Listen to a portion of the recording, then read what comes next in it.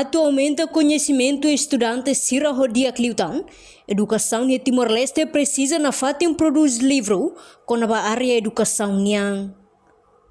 Diretor-geral Plural Editores, Paulo Calau hatou assunto neba jornalista Sira, foi no encontro o primeiro-ministro Kairala Sanana Guzmão e a Palácio Governo Dilis segunda-feira né.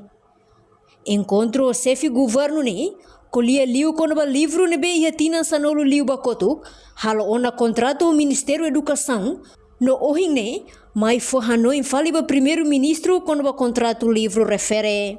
Além de né, ia encontro né, Sira colhia com o assunto tolo, com o livro nebe Sira se produz ba gabinete primeiro-ministro niang, hanesan livro História ida, livro Fotografia ida, inclui livro Discurso primeiro-ministro niang.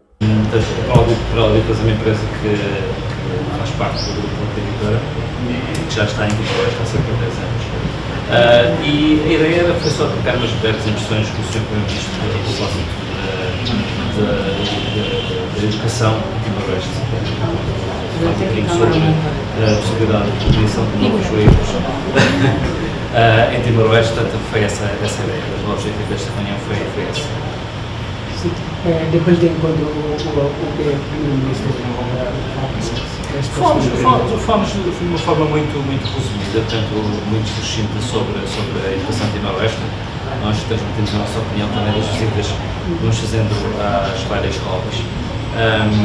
E foi só um bocadinho isso. Foi uma reunião muito ligeira, muito informal, para também falarmos um bocadinho sobre o que é que nós perspectivamos, a ideia que nós temos sobre como podemos colaborar na educação em Timor-Leste.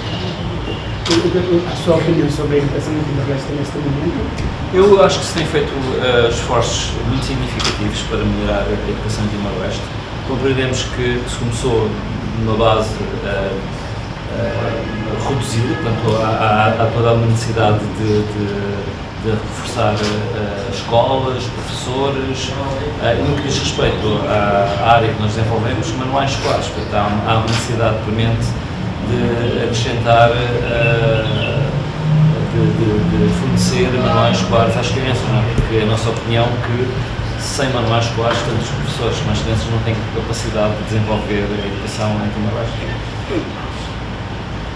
Não observa, educação em Timor-Leste de Actebes, importante tem que manter produz livro halobara cliutan, ba estudante Sira, atu nune bele aumenta estudante Sira no conhecimento o dia cliutan, com a educação niang.